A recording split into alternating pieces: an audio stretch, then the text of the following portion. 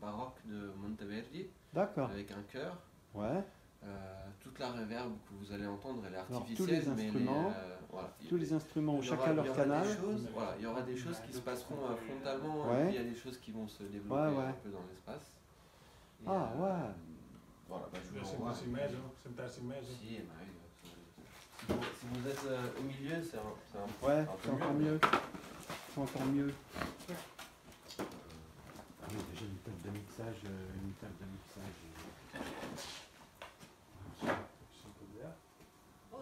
Forse nato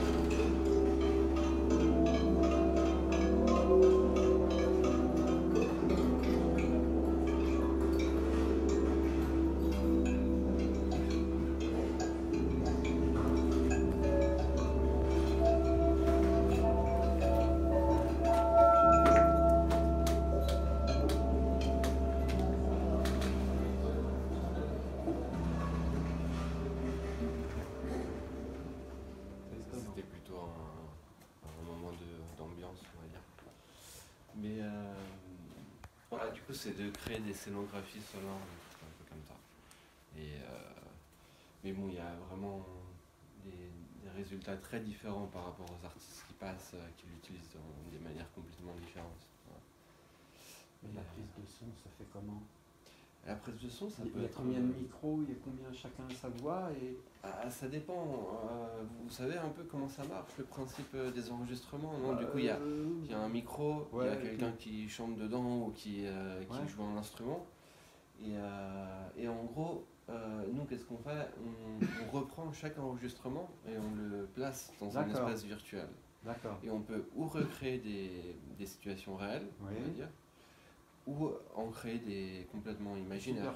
Tu superposes des prises de son que tu définis sur, à l'endroit, et qu'on déploie dans l'espace. Tu as un logiciel d'entrée avec combien de pistes? Là, il y a, parce vous voyez, il y a beaucoup d'objets. Tout ça, c'est des entrées. C'est des pistes, tout ça. Ouais. Bon, qui s'activent pas tous ensemble. Non, mais il faut... Voilà. Mais du coup, c'est bien parce que chaque élément a sa place dans l'espace. Et maintenant, au niveau technologique, on peut faire ça, mais on est encore accroché à la stéréo. C'est un peu dommage parce que c'est assez limitant. Deux voix, là, on n'a pas grand-chose. Enfin, on essaie de placer toute une idée dans deux voix seulement. Et du coup, c'est un peu cet effet de son qui tourne, on ne peut pas l'avoir en stéréo. Enfin, si, on l'a un peu. On peut faire des simulations, mais avec les écouteurs, on peut faire ça. Oui, avec les écouteurs, on l'entend mieux. Ah non, c'est surprenant. Ça s'appelle comment alors? Et le logiciel, c'est quoi? On disait stéréo avant et ça c'est... Ça c'est combien de canaux? C'est de la spatialisation sonore. Il y a différents formats, il y a différents algorithmes. J'imagine comme les horloges. C'est sans limite, c'est sans limite. C'est sans limite. Ça c'est un studio petit, moyen, grand, comment tu le situes? Ça c'est un studio moyen, mais il n'y en a pas tellement de studios spécialisés dans ça. Et il n'y a pas encore un standard par rapport à ça. Il y a le Dolby Surround, mais ça c'est assez ancien. Du coup, on retrouve ça assez souvent. Mais dans les salles de cinéma, ce genre de truc. Mais c'est déjà beaucoup plus développé maintenant. Mais du coup, je pense qu'il y aura des autres standards aussi. C'est toi qui pilotes tout ça. Les artistes, ils apportent des contenus, des idées, tout ça, et après nous on les aide, on les accompagne dans la création, on fait de la formation aussi. Vous êtes combien à savoir utiliser tout ça? Dans le studio, tu dis, ou en général Ici, là. Ici, Ouais. on est 3 personnes qui le savent. Voilà, utiliser. qui ont la maîtrise. Qui le maîtrisent. Et, Ok. mais après, dans le monde, il y en a d'autres aussi. Hein. Mais en Italie, je pense que c'est le seul studio qui a ce genre de technologie et qui développe ce projet-là. Ouais, ouais. Parce que ça, c'est un espace de création, tandis que d'habitude, c'est plutôt des entreprises qui offrent des services, qui ont ce genre de matériel, mais ils n'ont pas des idées de contenu et Ouais, tout ça. ouais, C'est juste ouais. Des showrooms. Non Oui, oui. Tandis qu'ici, on fait de la création. Et voilà. Alors après, c'est destiné à qui après un projet fini? C'est destiné à des performances en live. L'idée de sortir d'ici et de mettre en place un système dans un lieu qui peut Faire être un un musée, spectacle, un truc, une galerie, un espace public. Voilà. Ah oui, comme son d'ambiance, des trucs comme ça, non? Comme son d'ambiance ou comme des concerts. Ou comme des concerts. Ouais, comme des concerts. Ouais. Mais ça, ça se fait depuis assez longtemps. Hein. C'est à partir des années 60-70 qu'il y a des concerts avec des haut-parleurs. Ouais. Qui ne sont pas forcément des concerts pop ou rock, mais vraiment où on joue sur la dimension de l'espace. Il y a Pierre-Henry en France qui a fait fait ça toute son école en 70-75, sa fameuse messe, la messe en je sais pas quoi là. Et du coup, ça fait longtemps qu'on travaille sur ça, mais c'est une sensibilité qu'on développe un peu à la fois. Ouais. Mais autrement, j'allais dire, les spectacles qu'ils font maintenant Ça y est, j'ai perdu ceux qui avaient le casque sur la tête, Denis. Ah, les Daft Punk. Les Daft Punk, c'est un peu de ça ou pas? Pas tellement, parce que... de Béjart, pas de Béjart, de Michel Jarre. Est-ce qu'il y a un peu de ça? Il en fait quelque chose, oui. Pas dans les gros concerts où il y a beaucoup de monde, parce que tu ne peux pas le faire. Et il faut diffuser le plus possible c'est autre chose. À la masse, mais sur des projets spécifiques, ils travaillent sur la spécialisation aussi. Ouais. On va dire que si les artistes avaient le choix, à chaque fois, tendanciellement, ils préféreraient travailler avec la spécialisation du son. Mais après, il faut descendre à des compromis souvent, parce qu'il faut vendre des tickets et il faut dépenser moins. Que ce soit commercial. Mais t'es tombé dedans comment à ça? Parce que au conservatoire. Au conservatoire, quand on fait les études de composition et nouvelles technologies. Violon, tu disais. Oui, mais après j'ai étudié composition et musique électronique et nouvelles technologies, on va dire. Et là, tout de suite, la première chose, c'est le diffuseur, l'haut-parleur, c'est un des instruments qu'il faut utiliser. Et du coup, le diffuseur, il est dans un espace, et du coup, l'espace devient une grande partie de la composition. Une fois que tu sais comment gérer le son dans l'espace, c'est ton instrument. Utiliser après, le bâtiment, les résonances, l'écho, tous ces trucs-là deviennent partie importante en fait de la instrument composition. Du coup, le dispositif technique et l'espace, c'est une grande partie de l'œuvre aussi. Le choix de où mettre les haut-parleurs et tout ça. Après, il ne faut pas que ce soit toujours comme ça. Hein. On peut travailler avec 4 haut-parleurs, on peut travailler avec un haut-parleur. Ça dépend vraiment de l'idée. Ça dépend d'où on est. De ce qu'on veut faire. Dans ce qu'on a écouté, il y en avait combien les haut-parleurs? Il y avait tout ça là, on a utilisé tout autour. Tout. Ah oui, ça c'est une démo avec... Par moment, oui, on l'entendait. Et ton association, elle s'appelle comment alors? Paz et Paz. Paz, je vois là. Et vous vous faites connaître ou oui. c'est par bouche à oreille ou... On a un site, on a tout ce qu'il faut. Et après, en faisant beaucoup de formations avec les universités et tout ça, on nous connaît. Mais d'ailleurs, on a fait un projet à Paris aussi, à l'Opéra. On a fait une installation dans l'arrêt de métro Opéra. Et il y a un dispositif qu'on peut écouter là-bas. C'est fait en collaboration avec l'Opéra. Et c'est vous? Et c'est bon. Du coup, on est allé là-bas, enregistré, on est revenu à Venise, on a retravaillé tout le matériel et puis on a fait l'installation là-bas. Bravo. Je finis. Un petit documentaire sur... Je finis. Moi j'ai un petit logiciel qui me permet de... J'aurais espéré que ce soit ton dernier mot. Couper. Moi non, tu sais bien que c'est jamais mon dernier mot. Moi j'en ai toujours d'autres.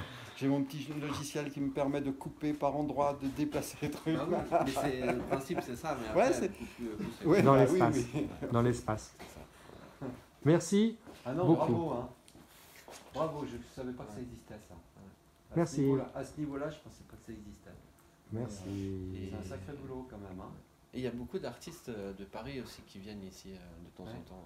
Justement pour trouver des nouveaux sons, trouver des nouvelles ambiances. Venir travailler ici à Venise et dans cette dimension-là. Ouais. Ça aide beaucoup à la création. Et vu que je viens de Paris, j'ai beaucoup de contacts. Oui, et puis ils se disent on va aller à Venise, voir. C'est difficile de trouver des noms, j'ai réfléchi un peu mieux. Merci. De rien.